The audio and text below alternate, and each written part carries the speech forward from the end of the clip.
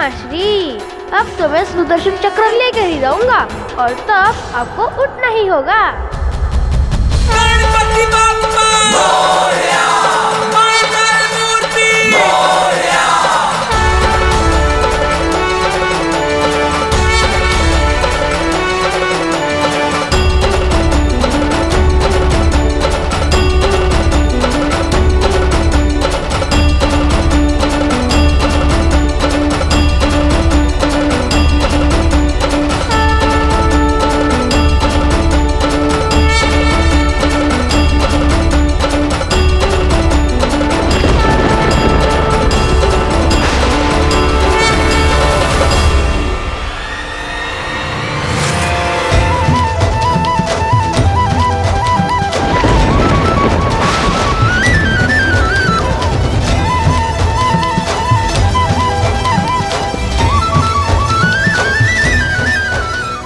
बाल गणेश ने ये कैसे कर लिया? पांचवें आयाम में प्रवेश करना तो असंभव है।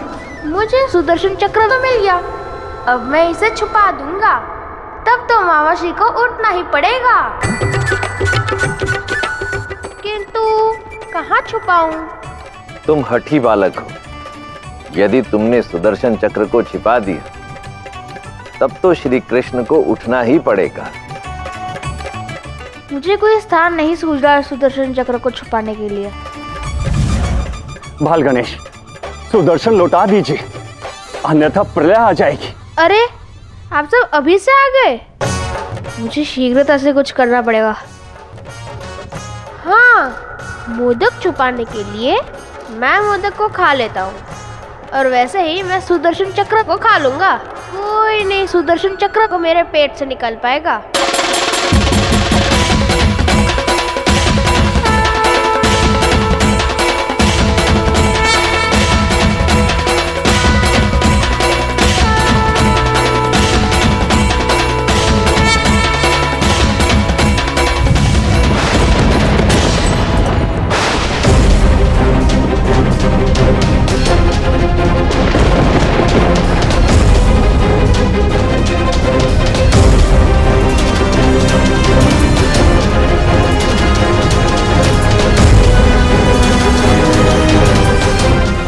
जो विशाल उदर सुदर्शन चक्र को भी पचा जाए, ऐसे विशाल उदर वाले गणेश को आज से ये संसार महोदर कहकर भी पुकारेगा। गणपति बप्पा मोरया, मंगल मूर्ति मोरया।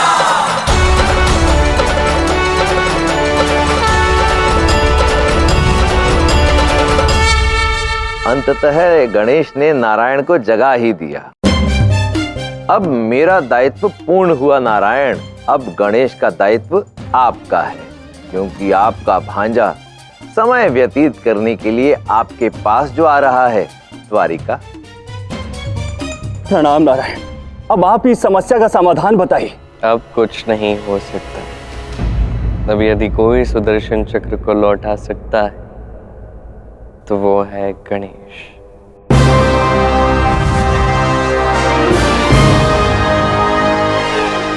मुझे क्षमा करें नारायण, मैं आपके सुदर्शन चक्र की रक्षा नहीं कर सका। आप इस कार्य में असफल हुए हैं ऐसा मत सोचिए। जो कुछ भी हो रहा है इस सृष्टि के कल्याण के लिए हो रहा है। ये एक आरंभ है और आपने और गणेश ने इस आरंभ में अपने अपने दायित्व निभाए, अपनी भूमिकाएं निभाई और ये कार्य युगों युगों तक स्मरण रखा जाएगा। मैं कुछ समझा नहीं नारायण। गणेश का ये महोदर अवतार, इसके पीछे का कारण आपको शीघ्र ही ज्ञात हो जाएगा।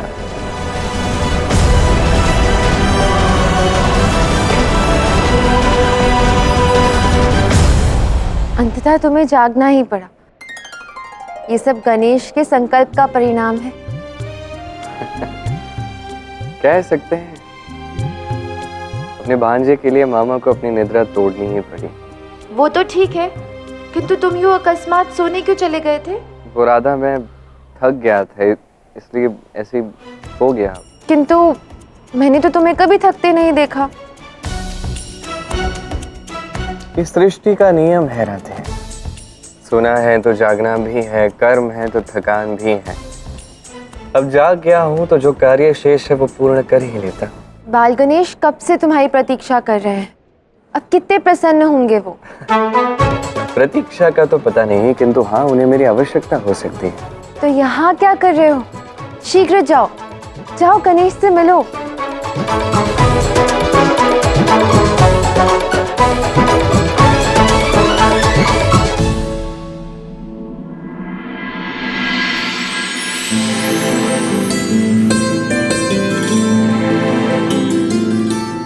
गणेश, क्या हुआ? सब ठीक है ना? यूं अकस्मात आकर भोजन क्यों कर रहे हो तुम? वो माता, मुझे अत्यंत तीव्र भूख लगी है इसीलिए। मुझे तुम्हारी बातों पे शंका हो रही है। तुम कहीं कुछ त्रुटि करके तो नहीं आए हो ना? नहीं नहीं बहन पार्वती, मेरा भांजा बाल गणेश कभी कोई अनुचित कार्य नहीं कर सकता, उस पर शंका मत कीजिए। किंतु भ्राता आप यहाँ? हाँ, आप जागरूक कैसे हो गए? अभी तो देव शयन काल है। हाँ वो गणेश, अवश्य तुमने कुछ किया है। तुमने ही भ्राता को उठाया। माता, मैंने मामा श्री को नहीं, वो ये ऐसा कुछ नहीं कर सकता। बाल गणेश कैसे कुछ कर सकते हैं? मैं तो बाल गणेश से अत्यंत प्रसन्न हूँ। धन्यवाद मामा श्री, मैं आपसे सर्वाधिक प्रेम करता हूँ। और यही प्रेम मैं चाहता हूँ कि सदैव बना रहे। बस मुझसे रहा नहीं गया तो स्वयं ही उठ के चला आया। अब यदि आप उठ ही गए हैं श्री कृष्ण, तो कुछ समय अपने भांजे गणेश के साथ भी व्यतीत कर लीजिए। इसकी तो अत्यधिक इच्छा है अपने प्रिय मामा श्री के साथ समय व्यतीत करने की, उनसे कलाएं सीखने की, वो भी द्वारिका में। मामा श्री, मैं आपके साथ द्वारका आना चाहता हूँ, माँ राधा के साथ रहना चाहता हूँ, मुझे वो बहुत प्यारी लगती है। अवश्य बाल गणेश, मैं तुम्हें यहाँ लेने ही आया हूँ। वहां देवी राधा है तो मुझे कोई चिंता नहीं है, किंतु भ्राता आपको एक वचन निभाना होगा। यदि आप श्री कृष्ण स्वरूप में द्वारिका में गणेश के साथ रहेंगे तो आपको गणेश का मार्गदर्शन करना होगा, ताकि गणेश आपके समान तीनों लोकों में सबसे अधिक ज्ञानी, कल्याणकारी और सभी विद्याओं में निपुण बने। ऐसे दिव्य बालक को मार्गदर्शन देना मेरे लिए सौभाग्य। मैं वचन देता। गणेश, तुम मामा श्री के साथ जाओ। जी। जाने से पूर्व एक और कार्य शेष है। आओ गणेश, मेरे साथ आओ। मामा श्री, यही रुकिएगा, मैं अभी आया। शीघ्र आना बाल गणेश। जी। श्री कृष्ण, आपको ज्ञात है ना कि गणेश ने आपके सुदर्शन चक्र को अपने उदर में उतार लिया है, परंतु फिर भी आपने इस विषय में अपनी बहन पार्वती से कुछ भी नहीं कहा। बहन पार्वती ने मुझसे क्या कहा कि मैं बाल गणेश का मार्गदर्शन करूं। अब कोई नन्हा सा बालक यदि कोई त्रुटि कर देता है तो उसे डांटना मार्गदर्शन तो नहीं है। मैं वचन देता हूं, जैसे ही बाल गणेश मेरे साथ द्वारका में पधारेंगे, उनके भीतर सद्गुण जागेंगे।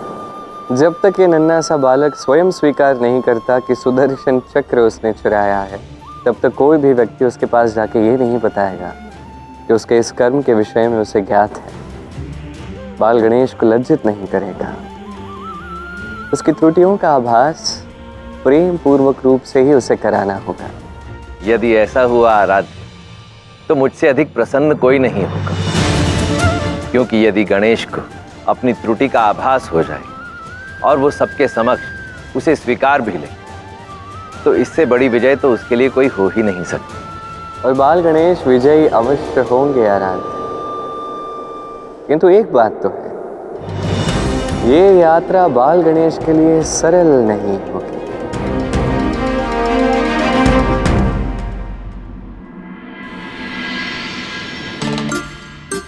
आज क्या कोई विशेष उपलक्ष्य है? दाऊ ने तो मुझे यहाँ यथाशीघ्र आने को कहा था। क्या आप सबको भी यहाँ दाऊ ने संदेश देकर बुलवाया है? हाँ राधा, दाऊ ने ही हमें यहाँ आने का संदेश भेजा था। नहीं नहीं, हमें यहाँ अवश्य कृष्ण ने बुलाया है।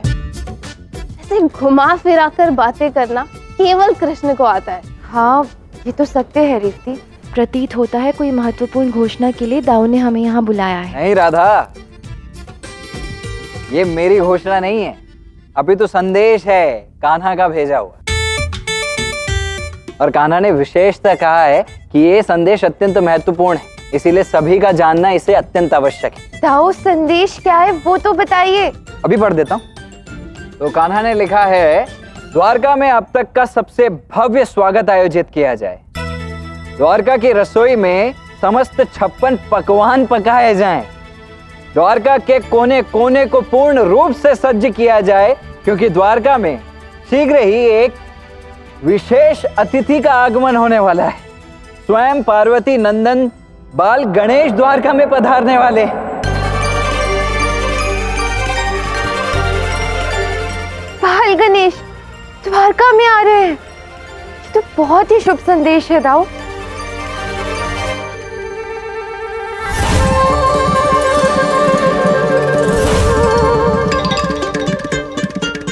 बाल गणेश यहाँ आने वाले, जिन्होंने समस्त ब्रह्मांड में उथल पुथल मचा दिया, वो यहाँ हमारी द्वारका में क्या उत्पात मचाएंगे। यदि हमें महादेव और पार्वती के नन्हे पुत्र का आतिथ्य करने का सुअवसर मिलेगा तो इससे तो द्वारिका का भाग्य जाग उठेगा। अच्छा है, हो सकता है कि श्री गणेश के द्वारका में पधारने से मुझे भी कोई लाभ प्राप्त हो सके। हाँ, इसका अर्थ है कि समय व्यर्थ नहीं करना चाहिए। भव्य स्वागत की व्यवस्था करनी है, संपूर्ण द्वारका को सजाना है, 56 भोग की व्यवस्था, अतिथि गृह सज्ज करना है और केवल द्वारका ही नहीं, महल के कोने कोने की साफ सफाई और सज्जा करनी है। हाँ हाँ राधा, हम सब मिलकर तुम्हारे इस कार्य में सहायता करेंगे। हाँ हाँ, और सज्जा की तो आप चिंता मत कीजिए, वो तो मैं संभाल ही लूंगा, है ना पिताश्री?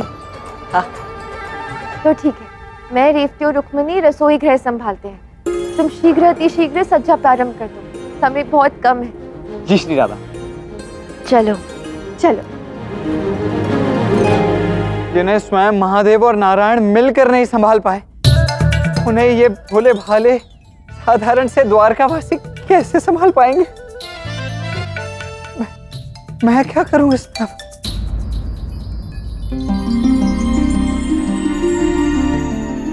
अत्यंत मधुर सुगंध आ रही है रेवती भाभी। इस सुगंध से ही मुझे ज्ञात हो गया कि भोजन अत्यंत स्वादिष्ट बना है। हाँ रुक्मिणी, बाल गणेश के भोजन में कोई त्रुटि नहीं होनी चाहिए ना। हाँ, और वैसे भी जहाँ भी बाल गणेश जाते हैं वहाँ उत्साह और प्रसन्नता होती ही होती है। वो उनका स्वभाव जो ऐसा है।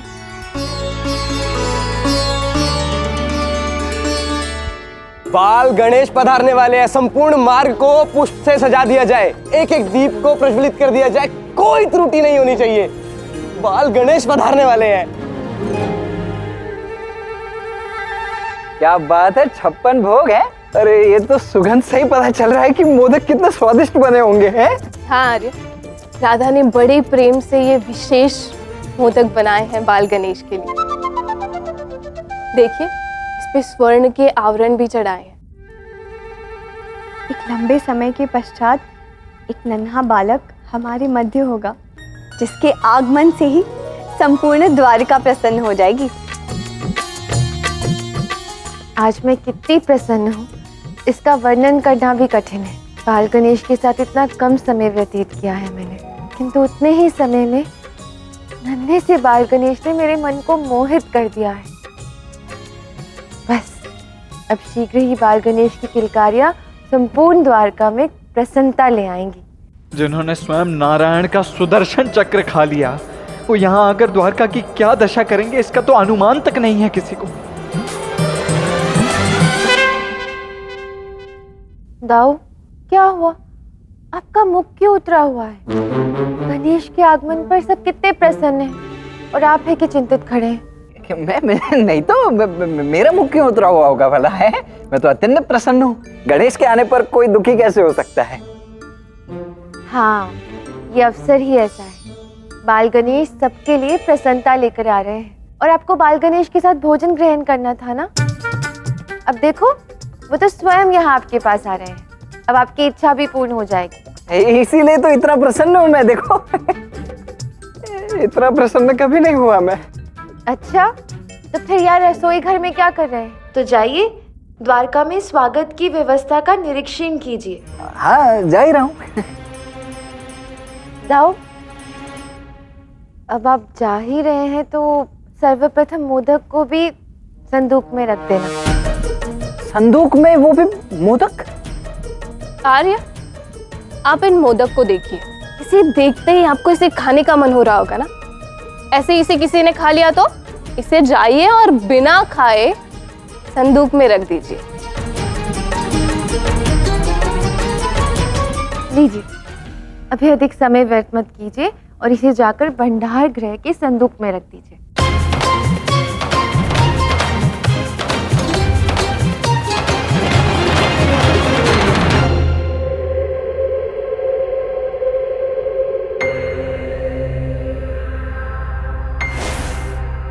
वाह, बाल गणेश को प्रसन्न करने के लिए ये सब मिलकर कितनी कितनी सारी व्यवस्थाएं कर रहे हैं। राधा ने तो मोदक भी बनाए। इससे तो यही प्रतीत होता है कि बाल गणेश को मोदक अत्यंत प्रिय है। तो फिर क्यों ना उनके स्वागत में एक बहुत ही बड़ा विघ्न लाया जाए, जिसमें नाम आए राधा और पिताश्री का। बाल गणेश की, बाल गणेश की, बाल गणेश की, बाल गणेश की।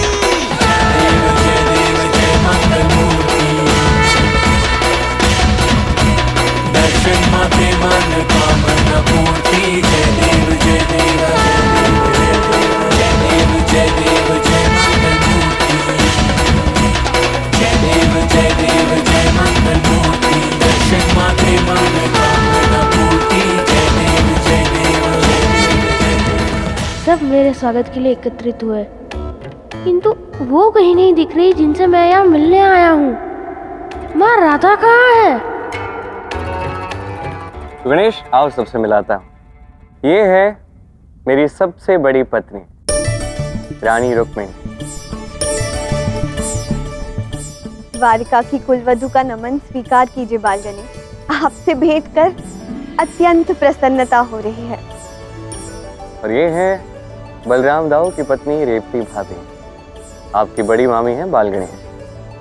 द्वारका में आपका स्वागत है बाल गणेश। हमारा आतिथ्य स्वीकार करें। गणपति बाप्पा मोरया, मंगल मूर्ति मोरया।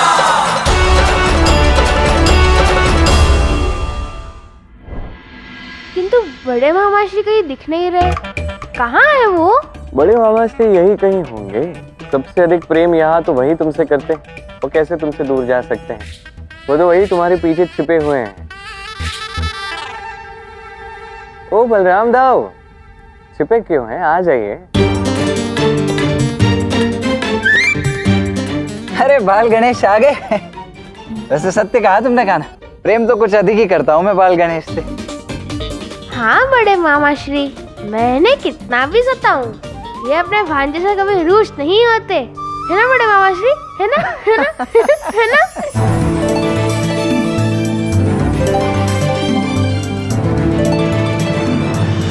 बाल गणेश के गले लगकर तो बड़े से बड़ा पत्थर भी पिघल जाता है, और ये तो हमारे दाऊ नारियल जैसे, बाहर से कठोर, हृदय से अत्यंत कोमल। बाल गणेश, अब इनसे मिलिए। ये हमारे परिवार के सबसे छोटे किंतु सबसे अधिक आज्ञाकारी सदस्य बलराम दाऊ के पुत्र उल्लू। अब जब बाल गणेश द्वारका आए हैं तो अपने कांधों पर बिठाकर समस्त द्वारिका घुमाऊंगा। और ये है मेरी पुत्र वधू, मेरे पुत्र सांब की धर्म पत्नी लक्ष्मण। किंतु सांब कहाँ है? सांब होगा सदैव की भांति किसी विशेष कार्य में आता ही होगा।